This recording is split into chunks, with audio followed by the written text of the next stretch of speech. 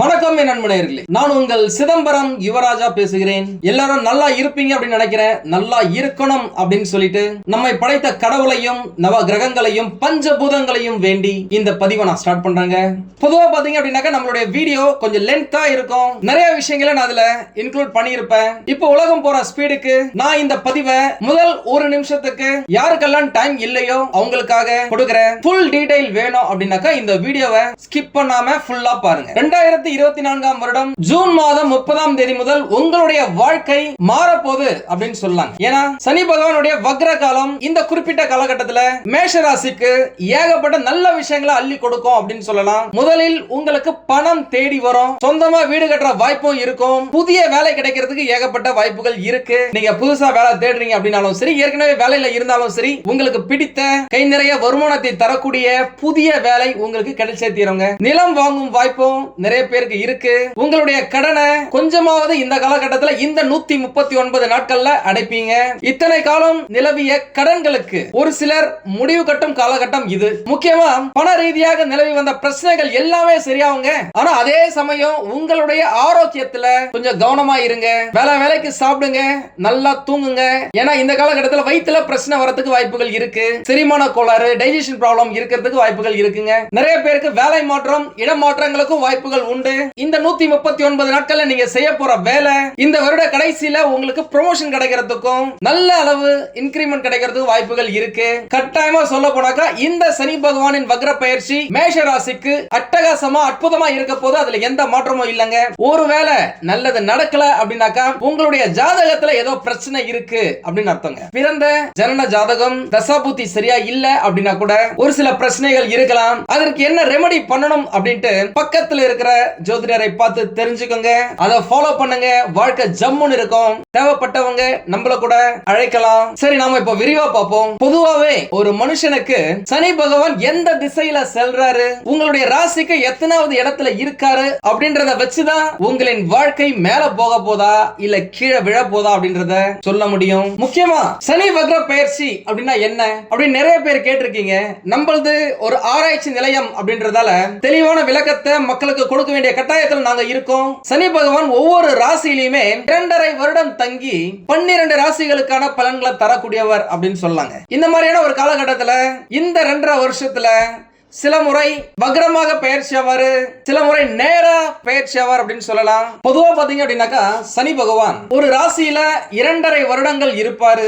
மற்ற அனைத்து கிரகங்களையும் பார்க்கும் பொழுது இந்த சனி பகவான் சில நேரம் முன்னோக்கியும் சில நேரம் பின்னோக்கியும் செல்லக்கூடியவர். அதாவது இந்த ரீட்ரோகேட் அப்படின்னு சொல்ற மாதிரி ரிவர்ஸ்ல போவாரு. அந்த காலகட்டத்தை தான் சனி பகவானின் வக்ர பயிற்சி அப்படின்னு சொல்றோம். அப்பேற்பட்ட வக்ர பயிற்சி ஜூன் மாதம் 30ஆம் தேதி நடக்க போதுங்க. இது கிட்டத்தட்ட ஒரு 139 நாட்கள் இருக்கும். இந்த காலகட்டத்தில் யாரெல்லாம் கடந்த 1.5 வருஷமா ஏகப்பட்ட பிரச்சனைகளை அனுபவிச்சாங்களோ அவங்களுக்கெல்லாம் கொஞ்சம் ரிலாக்ஸா நிம்மதியை தரக்கூடிய, நல்ல விஷயங்களை தரக்கூடிய, சந்தோஷமான நிகழ்வுகளை தரக்கூடிய காலகட்டமா இருக்குங்க. முக்கியமா இந்த வீடியோல நம்ம 8 விஷயங்களை பார்க்க போறோம். நம்பர் 1 வேலை மற்றும் தொழில், 2 படிப்பு, 3 திருமணம், 4 குழந்தை, 5 ஆரோக்கியம், 6 குடும்பம், 7 எந்த விஷயத்துல கவனமா கேர்ஃபுல்லா இருக்கணும், 8 வணங்க வேண்டிய தெய்வம் மற்றும் பரிகாரங்கள். முதலாவதா வேலை மற்றும் தொழில் இவற்றின் முன்னேற்றம், கூடவே ஏதாச்சும் ப்ராப்ளம் இருக்கா, என்ன செய்யணும் அப்படின்றது. முக்கியமா சொல்லணும் அப்படின்னாக்கா மேஷ ராசியினருக்கு இந்த சனி பகவானின் வக்ர பயிற்சி மேன்மையை உண்டாக்கும் காலம் அப்படின்னு சொல்லலாங்க. மேஷ ராசிக்காரர்கள் நல்ல வசதியா பிரம்மாண்டமா வாழறதுக்கு ஒரு அச்சாரமா இந்த 139 நாட்கள் அமையும். முக்கியமா சொல்ல போனாக்கா சனி பகவான் பிடிக்கும் முன் கொடுத்து பிடிப்பார், போகும்போது கொடுத்து போவார் அப்படின்னு சொல்லிட்டு ஜோதிட சாஸ்திரத்தின் விதி இருக்கு. இன்னும் ஒரு வருஷத்துல 7.5 ஆரம்பிக்க போகும் நிலையில உங்களுக்கான நல்ல நேரம் இந்த சனி பகவானின் வக்ர காலம் அப்படின்னு சொல்லாங்க. அதே நேரம் என்னதான் 7.5 வந்தாலும் செவ்வாய் பகவானையே ராசி அதிபதியாக கொண்ட மேஷ ராசியினருக்கு தாக்கம் கொஞ்சம் கம்மியா தாங்க இருக்கும். அந்த தாக்கத்திலிருந்து எப்படி விடுபடலாம் என்பதை பற்றி நான் 7.5க்கு முன்னாடியே உங்களுக்கு தெளிவா சொல்றேன். ஃபாலோ பண்ணாதவங்க ஃபாலோ பண்ணிக்கோங்க, சப்ஸ்கிரைப் பண்ணாதவங்க சப்ஸ்கிரைப் பண்ணி வச்சுக்கோங்க. அப்பதான் நான் சொல்ல வரும் விஷயங்கள் உங்களுக்கு உடனுக்குடன் கிடைக்கும். இந்த காலகட்டத்தில் நீங்க எப்பேற்பட்ட சூழ்நிலையில இருந்தாலும் அத்தனை கஷ்டங்களையும் அடிச்சு துரத்தி உங்களுடைய விருப்பங்களை, இலக்கை உங்களுடைய டார்கெட்டை பக்காவா அச்சீவ் பண்ணுவீங்க, வெற்றியை துரத்தி பிடிப்பீங்க அப்படின்னு சொல்லலாம். முக்கியமா இந்த காலகட்டத்தில் சனி பகவான் கொடுக்கும் போது குரு பகவான உங்களுக்கு துணையாதான் உங்களுடைய ராசிக்கு 2வது இடத்துல இருக்காரு. சனி பகவான் கொடுக்கணும்னு முடிவு பண்ணிட்டாருன்னு வச்சுங்களேன், யாராலுமே தடுக்க முடியாதுங்க. அதனாலதான் என்னவோ சனி பகவானுக்கு சிவபெருமானின் ஈஸ்வர பட்டம் கொடுக்கப்பட்டு சனீஸ்வரன் என்று அழைக்கப்படுகிறார். அப்பேற்பட்ட சனி பகவான் உங்களுக்கு தேவையான சக்திகளை கொடுத்து உங்களை சாதிக்க வைக்க போறாருங்க. நான் ஏன் அப்படி சொல்றேன்னாக்கா, அவர் இருக்கும் இடம் உங்களுடைய ராசிக்கு மிக சிறப்பான அமைப்பை தரக்கூடிய தரமான வாய்ப்புகள் மூலமாக நல்ல நட்புகளின் துணையோடு நீங்க நிமிர்ந்து நிற்க போறீங்க அப்படின்னு சொல்லாங்க. உங்களுடைய வாழ்க்கையில நீங்க முன்னேற என்னென்னலாம் செய்யணுமோ அவற்றை எல்லாம் அவர் உங்களுடைய சிந்தனையில வந்து செய்ய வைப்பார். ஆமாங்க, சனி பகவான் உங்களுடைய ராசிக்கு 3, 5, 8 ஆகிய இடங்களை பார்க்கிறாரு. 3ஆம் இடம் என்பது இளைய சகோதரர் மற்றும் தைரிய ஸ்தானம். 5ஆம் இடம் என்பது குழந்தைகள் மற்றும் பூர்வ புண்ணிய ஸ்தானம். 8ஆம் இடம் என்பது ஆயுள் ஸ்தானம். இதுவரைக்கும் என்னதான் சில கிரகங்கள் உங்களுக்கு சப்போர்ட் செஞ்சு இருந்தாலும் அது நீண்ட காலம் சந்தோஷத்தை கொடுத்துச்சா அப்படின்னு கேட்டா கண்டிப்பா கிடையாதுங்க. கொஞ்ச நாள் சந்தோஷமா இருந்திருப்பீங்க, டக்குன்னு அது கட் ஆயிருக்கும். ஏன்னா முக்கியமான கிரகங்களில் இருந்து உங்களுக்கு தேவையான எனர்ஜி கிடைக்கலங்க. கரண்ட் இருந்தா தானங்க சுவிட்ச் போட்டா லைட் எரியும். கரண்ட் இல்லனா அதே போலதான் முக்கியமான கிரகங்களின் பார்வை இல்லனா என்னதான் முட்டி மோதினாலும் ஒண்ணும் நடக்காதுங்க. ஆஃப் கோர்ஸ் ஒத்துக்கிறேன், கடின உழைப்பு இருந்தாக்க முன்னேற முடியும். கூடவே இந்த அதிர்ஷ்டம் கடவுளின் அனுகிரகம் இருந்தாதான் சாதிக்க முடியும். அப்பேற்பட்ட அதிர்ஷ்டம் இந்த காலகட்டத்தில் சனி பகவான் 4 பேருக்கு 4 ராசினருக்கு கொடுக்கிறாரு. அந்த 4 ராசிகள்ல மேஷ ராசியும் ஒரு முக்கிய இடத்தை பெறுதுங்க. எதை தொட்டாலும் தடைகள் தாமதம் அப்படின்னு இருந்த உங்களுடைய வாழ்க்கை இப்ப மாறுங்க. ஏகப்பட்ட நல்ல விஷயங்கள் நடக்க உங்களுக்கு அனுகூலமா இருக்கும். குறிப்பா தொழில், வேலை, திருமணம், குழந்தை இவை சம்பந்தப்பட்ட விஷயங்கள் உங்களுக்கு சாதகமா முடியறதுக்கு சனி பகவான் பக்கா சப்போர்ட்டா இருக்க போறாரு. அதுல எந்த மாற்றமும் இல்ல. வேலை மற்றும் தொழில் எப்படி இருக்கும் அப்படின்னு பார்த்தாக்கா, உங்க ராசியில நிறைய பேர் வேலை எப்போ போகும் அப்படின்ற பதப்பதப்பிலேயே ஒரு பதட்டத்திலேயே பலருடைய வாழ்க்கை போயிட்டே இருக்குங்க. நல்ல வேலை கிடைக்குமா, வேலை கிடைச்சாலும் நிரந்தரமா இருக்குமா, ப்ரமோஷனும் சம்பள உயர்வும் வருமா அப்படின்னு நிறைய பேர் எதிர்பார்த்துக்கிட்டு இருப்பீங்க. வேலையில இருக்கிற பிரச்சனைகள் சிக்கல்கள் தீர்றதுக்கும் ப்ரமோஷனும் சம்பள உயர்வும் கிடைக்கிறதுக்கும் அதற்கேற்ற எனர்ஜியை உங்களுக்கு கொடுக்கிறதுக்கும் இந்த காலகட்டம் மிகவும் சிறந்த காலகட்டமா இருக்கும். வேலை இல்ல அப்படின்னு உங்களுக்கு நல்ல வேலை கிடைக்கும். நல்ல வேலையில இருக்கிறவங்களுக்கு இன்னும் சிறப்பான நல்ல இடத்துக்கு போறதுக்கு வாய்ப்புகள் இருக்கும். வேலையில இருக்கிற பிரச்சனைகள், உங்களை மதிக்காத உயர் அதிகாரிகள், உடன் வேலை செய்யறவங்க, உங்களுடைய ஓனர் இவங்களே உங்களுக்கு முக்கியத்துவம் கொடுக்கிற அளவுக்கு இந்த காலகட்டம் இருக்கும். சும்மா சுறுசுறுப்பா துருதுருன்னு இந்த காலகட்டத்தில் நீங்க இருப்பீங்க. அதன் மூலம் உங்களுக்கு பெயரும் புகழும் கிடைக்கும். வேலை செய்யற இடத்துல உங்களுக்குன்னு ஒரு அந்தஸ்து கிடைக்கும். உங்களுடைய சொல்வாக்கு பளிச்சிடும். உங்களுடைய வார்த்தைக்கு முக்கியத்துவம் கொடுப்பாங்க. அதன் மூலம் நீங்களே நிறைய விஷயத்தை சாதிப்பீங்க. இது எல்லாத்துக்குமே ஒரு அச்சாரமாக அடிக்கோலாக இந்த 139 நாட்கள் அமையுங்க. முடிஞ்ச வரைக்கும் இந்த ராசிக்காரங்க சூரிய உதயத்தை பார்க்கிறது ரொம்ப நல்லதுங்க. எல்லாருக்குமே நல்லது. அதனாலதான் ஜோதிட சாஸ்திரத்தின் அடிப்படையில் சூரிய நமஸ்காரம் செய்தால் நல்ல வேலை கிடைக்கும், வருமானம் பெருக்கெடுத்து ஓடும், பணமழை பொழியும் அப்படின்ட்டு நம்மளுடைய முன்னோர்கள் சொல்லி இருக்காங்க.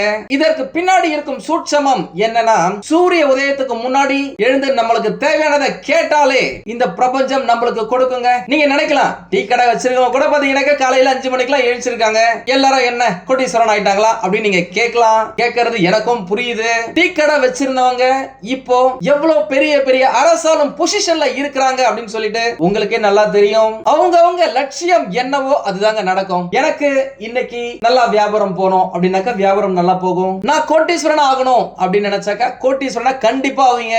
எங்களுடைய ஆபீஸ் பக்கத்துலயேங்க சின்னதா டீ கடை வச்சு அதன் மூலமா டிஃபன் கடையை ஆரம்பிச்சு அதை சின்ன ஹோட்டலா மாத்தி இப்போ அந்த டீ கடை முதலாளி BMW கார்ல வராருங்க. அதுதாங்க முன்னேற்றம். அந்த மாதிரி நீங்களும் முன்னேறலாங்க. சீக்கிரம் எழுச்சுக்கங்க. இதுவரைக்கும் நீங்க நிறைய விஷயங்களுக்காக சிறப்பான திட்டங்களை எல்லாம் தீட்டி வச்சிருப்பீங்க. இதுவரைக்கும் தோற்று போயிருக்கலாம். இனிமே அனைத்து திட்டங்களும் பிசுறு தட்டாம வெற்றி பெறுங்க. அதற்கு ஏகப்பட்ட வாய்ப்புகள் இருக்கு. பாயிண்ட் நம்பர் 2, படிப்பு. படிக்கும் மாணவர்கள் இந்த காலகட்டத்தில் நல்லா படிப்பாங்க. அவர்களுடைய புத்திசாலித்தனம் பளிச்சிடும். நிறைய விஷயத்தை புதிய விஷயத்தை கத்துப்பாங்க. படிப்பில் ஏற்றம் ஏற்படும் அப்படின்னு சொல்லாங்க. 3வது பாயிண்ட் திருமணம். இதுவரைக்கும் நீங்க நிறைய விஷயங்களுக்காக நீண்ட நீண்ட நாட்களாக திருமணம் நடக்கவில்லையே என்று காத்திருந்தவர்களுக்கு இந்த 139 நாட்கள் மிக சிறந்த காலகட்டம் அப்படின்னு சொல்லாங்க. உண்மையா சொல்றாங்க. என்கிட்ட நிறைய பேர் வந்து கேட்டிருக்காங்க, நேரடியாவும் சரி போன்லயும் சரி. அவங்க கேட்கறதுல ஒரு முக்கியமான விஷயம், தன் பிள்ளைகளுக்கு சரியான வயசுல திருமணம் செய்து வைத்து தன் பேரன் பேத்தி என தன்னுடைய தலைமுறை வளரத பார்க்கணும். ஆனா அந்த மாதிரி நடக்கவே மாட்டேங்குதுங்க இந்த காலகட்டத்துல. என்னுடைய பையனுக்கு என்னுடைய பொண்ணுக்கு 30-35 வயசு கூட ஆயிடுச்சு, இன்னும் சரியான வரன் அமையல.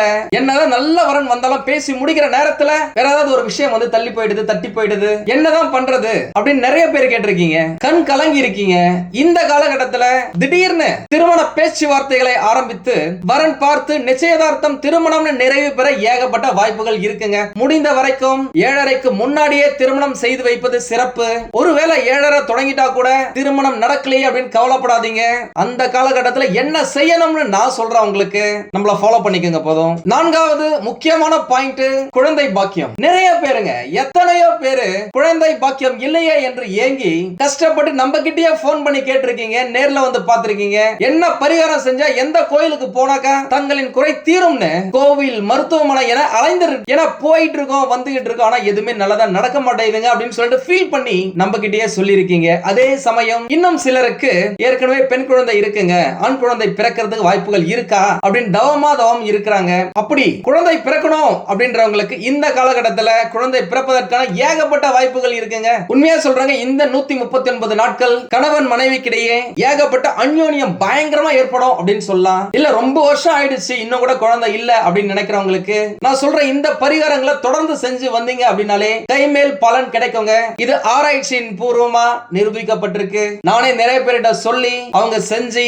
பலன் அடைஞ்சு நானும் பார்த்திருக்கேன். அது என்னன்னா, ஒவ்வொரு மாதத்திலும் வரும் வளர்பிறை மற்றும் தேய்பிறை சஷ்டிகளில் முருக பெருமான மனதார வணங்கி வேண்டி கேட்டுக்குங்க.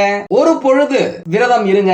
கணவன் மனைவி இருவருமே காலையில எழுந்து வீட்டில் உள்ள முருக படத்திற்கு முன் விளக்கேற்றி வைத்து கந்த சஷ்டி பாராயணம் செய்து வழிபடலாம். ஒருவேளை சஷ்டி திதியில மட்டும் இல்லாம மாதந்தோறும் வரும் கிருத்திகை நட்சத்திரத்திலேயுமே முருகனுக்கு விரதம் இருந்து வழிபட்டால் நிச்சயம் குழந்தை பாக்கியம் கிடைக்குங்க. கந்த சஷ்டி கவசத்தை தொடர்ந்து படிச்சுவாங்க. அது உங்களுடைய உடல் நலனை சீராக்கும். ஏன்னா கந்த சஷ்டி கவசத்துல உங்களுடைய உடலில் இருக்கும் ஒவ்வொரு பகுதியும் சிறப்பா திறம்பட வேலை செய்வதற்கு தேவையான அறிவியல் பூர்வமான கருத்துக்கள் அந்த பாட்டுல இருக்கு. அதை தொடர்ந்து கேட்டு அதனை பாடி வருவதன் மூலமா நல்ல பலன்கள் கிடைக்கும். முக்கியமான விஷயம், முருகனுக்கு விரதம் இருக்கும் நாட்கள்ல கணவன் மனைவி இருவரும் கட்டாயமாக உறவு வைத்துக் கொள்ள கூடாது. இதுக்கு பின்னாடி நிறைய அறிவியல் இருக்குங்க.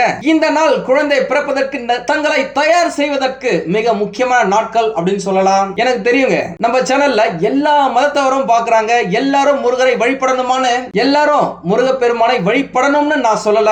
எல்லாம் ஒரு நம்பிக்கை தான். முருகனின் வேலுக்கும் ஆண்களின் விந்தணுவுக்கும் சம்பந்தம் இருக்குங்க. இதை சித்தர்கள் பல ஆயிரம் வருஷங்களுக்கு முன்பே குறிப்பு எழுதி வச்சுட்டு தான் போயிருக்காங்க. நம்ம வாழ்க்கையில செய்யற நிறைய விஷயங்கள், நல்ல விஷயங்கள் கடவுளின் பெயரால் கட்டாயப்படுத்தி செய்ய சொல்லிட்டாங்க. அவ்வளவுதாங்க. நான் கூறிய சஷ்டி நாட்கள்லயும் கிருத்திகை நாட்கள்லயும் நீங்கள் விரதம் இருந்து உங்களுக்கு பிடித்த உங்களுடைய குலதெய்வத்தை வேண்டி வணங்கினாலே உங்களுக்கு குழந்தை பிறப்பது உறுதி. ஏன்னா இந்த நாட்கள் குழந்தை பிறப்பதற்காக தங்களை தயார் செய்து கொள்வதற்கு மிகவும் முக்கியமான நாட்கள். 5வது பாயிண்ட், ஆரோக்கியம். உங்களுடைய ஆரோக்கியத்துல இருந்த பிரச்சனைகள் எல்லாமே இந்த காலகட்டத்துல சரியாகும். உடல் புத்துணர்ச்சியுடன் இருப்பீங்க, சுறுசுறுப்பா இருப்பீங்க, துருதுருன்னு இருப்பீங்க. ஒரு சிலருக்கு செரிமான பிரச்சனை வரதுக்கு வாய்ப்புகள் இருக்கு, அதுல மட்டும் உஷாரா இருங்க. பாயிண்ட் நம்பர் 6, குடும்பம். ஏற்கனவே குடும்பத்துல கணவன் மனைவியிடையே இருந்து வந்த கருத்து வேறுபாடுகள் எல்லாமே நீங்கி அந்யோன்யம் அதிகரிக்கும். குடும்பத்துல உங்க மேல இதுவரைக்கும் வெறுப்பை காட்டியவர்கள் எல்லாருமே இனிமே பாசத்தை காட்டுவாங்க. ஏன்னா இதுவரைக்கும் நீங்க சரியா சம்பாதிக்காம இருந்திருப்பீங்க, இனிமே சம்பாதிக்க போறீங்க, நல்லா சம்பாதிக்க போறீங்க, கை நிறைய சம்பாதிக்க போறீங்க. அதன் மூலமா உங்களுடைய குடும்பத்தின் தேவைகள் அனைத்தையுமே பூர்த்தி செய்ய போறீங்க. ஒரு சிலர் புதிய வண்டியை வாங்குவீங்க, ஏற்கனவே இருக்கிற வண்டியை பக்காவா ரெடி பண்ணி புது வண்டி மாதிரி வச்சுப்பீங்க. ஒரு சிலர் இடம், மனை, நிலம் என்று வாங்குறதுக்கும் வாய்ப்புகள் இருக்கு. ஏன்னா செவ்வாய் பகவான் இந்த காலகட்டத்தில் உங்களுக்கு துணையா தான் இருக்காரு. எந்த விஷயத்துல கவனமா கேர்ஃபுல்லா இருக்கணும் அப்படின்னு சொன்னாக்கா, என்னதான் கஷ்டப்பட்டு ஓடி உழைச்சாலும் கடைசியா நம்ம சம்பாதித்த பணத்தை நம்ம அனுபவிக்கிறதுக்காக நம்மளுடைய உடலை நல்லா வச்சுக்கணும். அதுக்காக முடிஞ்ச வரைக்கும் ஒரு நாளைக்கு 7 மணி நேரத்துல இருந்து 8 மணி நேரம் வரைக்கும் கட்டாயமா தூங்குங்க. உடம்ப சார்ஜ் பண்ணி வச்சுக்கோங்க. எப்படி செல்போன் சார்ஜ் போட்டாதான் நல்லா வேலை செய்யுது, அந்த மாதிரி தான் உங்களுடைய உடலுக்கு சார்ஜ் பண்ற மாதிரி தான் நீங்க தூங்குற நேரம். அந்த முக்கியமான நேரத்துல தான் உங்களுடைய மூளையுடைய ஆர்டரின் பேரில் உடலில் உள்ள அனைத்து பகுதிகளின் தேய்மானமும் சரி செய்யப்பட்டு புதிதுபடுத்தப்படும் அப்படின்னு சொல்லலாம். உண்மையாலுமே சொல்றேங்க, போன வருஷம் இருந்த இதயம் உங்களுக்கு இந்த வருஷம் கிடையாது. அந்த மாதிரி எல்லா பாட்டுமே, ஏன்னா ஒவ்வொரு நாளும் நீங்க தூங்கும் பொழுது ஒவ்வொரு செல்லா புதுப்பிக்கப்படுது. அது பக்காவா நடக்கணும் அப்படின்னாக்க நீங்க நல்லா தூங்கணும். முடிஞ்ச வரைக்கும் தேவையில்லாத பழக்க வழக்கங்கள்ல ஈடுபடாதீங்க. யாரையுமே நம்பாதீங்க. செலவு செய்யும் போது பார்த்து செலவு செய்யுங்க. ஏன்னா 7:30 ஆரம்பிக்க போது இப்போ நீங்க சேர்த்து வைக்கிற ஒவ்வொரு பணமும் உங்களுக்கான வருமானம் அப்படின்னு சொல்லலாம். வண்டி வாகனத்துல போகும்போது முக்கியமா கவனமா போங்க. எக்காரணத்தை கொண்டும் 80 கிலோமீட்டருக்கு மேல எந்த ஏரியாலையுமே ஓட்டாதீங்க. வீட்டை விட்டு வண்டியை எடுக்கிறீங்க அப்படின்னாக்கா ஹெல்மெட் போட மறக்காதீங்க, சீட் பெல்ட் போட மறக்காதீங்க. உங்களுடைய ஏரியால என்ன ஸ்பீட் லிமிட்டோ அதுலயே போங்க. வணங்க வேண்டிய தெய்வம் மற்றும் பரிகாரங்கள் அப்படின்னு பார்த்தாக்கா, முக்கியமா இந்த காலகட்டத்தில் நெருப்பு ராசியான மேஷம் வணங்க வேண்டிய முக்கியமான கடவுள் சிவபெருமான். முடிஞ்சா பௌர்ணமி தினத்தன்று திருவண்ணாமலை கிரிவலம் சென்று வருவது உங்களுக்கு ஏகப்பட்ட நல்ல விஷயங்களை நடத்தி கொடுக்கும் அப்படின்னு சொல்லலாம். இந்த காலகட்டத்தில் உங்களை சுத்தி நிறைய திருஷ்டி இருக்கும். அதனால வாரம் ஒரு முறை திருஷ்டி சுத்தி போட்டுக்கோங்க. நீங்கள் எதிர்பாராத நன்மைகள் எல்லாமே உங்களுக்கு கிடைக்குங்க. அதிர்ஷ்டம் உங்கள் வீட்டு கதவை தட்டுன்னு தட்டுங்க. மகாலட்சுமி உங்கள் வீட்டில் வாசம் செய்வார்கள். அவ்வளவுதாங்க. இந்த பயிற்சி செம தூளா தாங்க இருக்கு. உங்களுக்கு இந்த வீடியோ பிடிச்சிருந்தா லைக் பண்ணுங்க. ரொம்ப பிடிச்சிருந்தது அப்படின்னாக்க உங்களுடைய ஃப்ரெண்ட்ஸுக்கு, ரிலேட்டிவ்ஸ்க்கு ஷேர் பண்ணுங்க. நம்மளது வெறும் ஜோதிட நிலையம் இல்லங்க. அறிவியல், கடவுள், ஜோதிடம் இந்த மூன்றையும் ரிலேட் பண்ணி நாட்டு மக்களுக்கு எப்படிலாம் நல்லது செய்ய முடியும் அப்படின்னு சொல்லிட்டு நிறைய ரிசர்ச் நாங்க பண்ணிட்டு இருக்கோம். அது எல்லாத்தையும் உங்களுக்கு உடனுக்குடன் கிடைக்க நம்ம சேனலை சப்ஸ்கிரைப் பண்ணி வச்சுக்கோங்க. நீங்கள் இறைவனிடம் கேட்ட எல்லாமே உங்களுக்கு கிடைக்கணும்னு சொல்லிட்டு மனவளம், உடல் நலன், பொருளாதார முன்னேற்றம் என்று எல்லாமே கிடைக்க இறைவனை வேண்டி இந்த பதிவினை நான் நிறைவு செய்கிறேன். நன்றி, வணக்கம், வாழ்க வளமுடன்.